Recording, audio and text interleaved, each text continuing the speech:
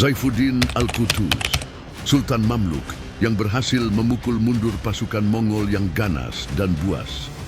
Saifuddin Al-Qutuz lahir pada tahun 1221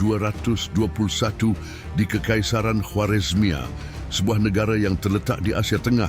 Dia adalah seorang pangeran Turki yang ditangkap oleh pasukan Mongol ketika Khwarezmia jatuh pada tahun 1231. Dia kemudian dibawa ke Damaskus, di mana dia dijual sebagai budak kepada seorang pedagang Mesir, yang kemudian menjualnya lagi kepada Aibak, Sultan Mamluk di Kairo.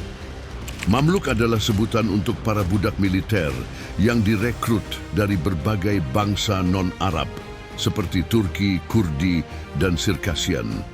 Mereka dilatih menjadi prajurit yang tangguh dan setia, dan seringkali mendapatkan posisi penting di pemerintahan dan militer. Saifuddin Al-Qutuz adalah salah satu contoh Mamluk yang berhasil naik pangkat dan menjadi pemimpin. Qutuz ditunjuk sebagai gubernur Mesir oleh Sultan Aibak. Dia tetap menjadi gubernur Mesir ketika Sultan Aibak dibunuh pada tahun 1257 dan digantikan oleh anaknya Al-Mansur Ali. Dan pada tahun 1258, pasukan Mongol di bawah pimpinan Hulagu Khan menyerbu Baghdad, ibu kota Kekhalifahan Abbasiyah, dan menghancurkan kota itu dengan kejam. Jutaan orang Muslim tewas dan banyak ilmuwan, ulama, dan seniman yang dibantai. Hulagu Khan kemudian mengirim utusan ke Qutuz dan meminta dia menyerah saja daripada dihancur leburkan dan dibantai seperti yang dialami kaum muslimin di Baghdad. Qutuz menolak tawaran itu dan membunuh utusan Mongol yang ternyata juga berperan sebagai mata-mata. Qutuz kemudian mempersiapkan pasukan untuk menghadapi serbuan Mongol yang terkenal tak kenal belas kasihan. Dia juga menggulingkan Al-Mansur Ali dan mengangkat dirinya sebagai Sultan Mamluk pada tahun 1259 dengan alasan bahwa Al-Mansur Ali terlalu muda dan tidak mampu memimpin dalam situasi krisis. Qutuz bersama panglima perangnya Baibars segera menggerakkan pasukan keluar dari Kairo dan menuju ke Palestina, di mana mereka bersekutu dengan para bangsawan Acre, sebuah kota yang dikuasai oleh tentara salib.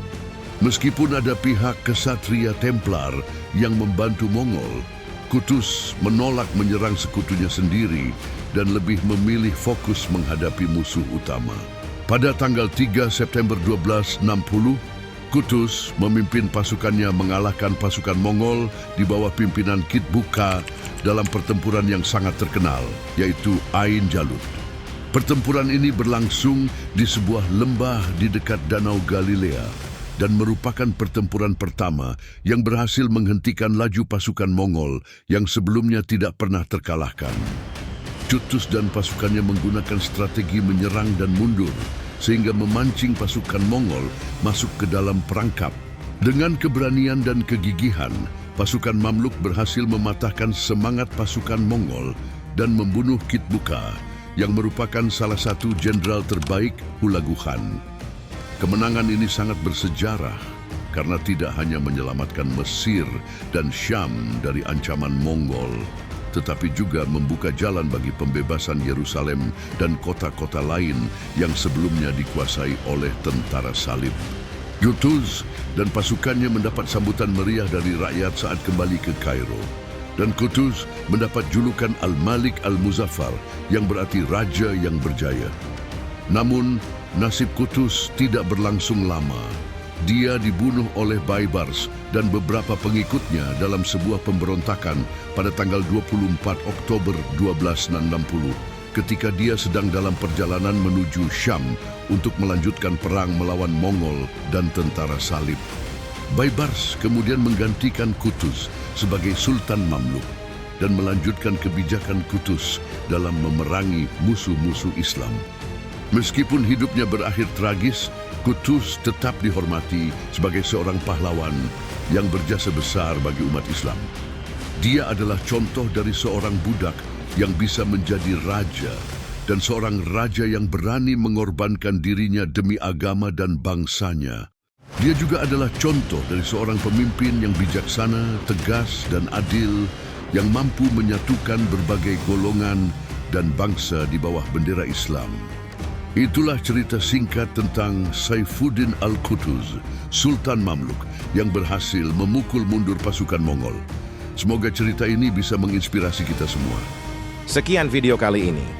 Jangan lupa untuk like, komen, share, dan subscribe channel kami. Terima kasih telah menonton.